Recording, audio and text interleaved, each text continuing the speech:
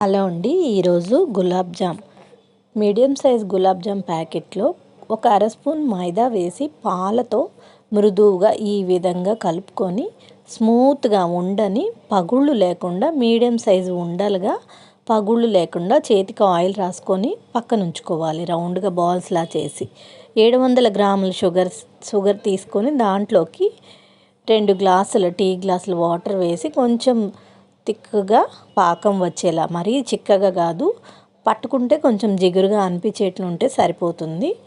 ఆయిల్ని వేడి చేసుకొని ఈ విధంగా ముందుగా చేసి ఉంచుకున్న బాల్స్ని దీంట్లో వేసి ఇప్పుడు సన్నని సెగ మీద గోల్డ్ కలర్ వచ్చే విధంగా వేయించుకొని ఇవి వేడివేడిగా ఉన్నప్పుడే మనం పక్కన ఉంచుకున్న షుగర్ సిరప్లో వీటిని వేసేసేయాలండి.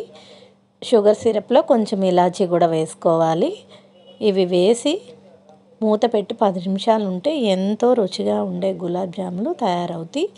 అప్పుడు మనం పైన కొంచెం ఒక 2 టేబుల్ స్పూన్ల నెయ్యి కూడా వేసుకుంటే చాలా స్మెల్ బాగుంటుంది, టేస్ట్ కూడా చాలా బాగుంటుందండి.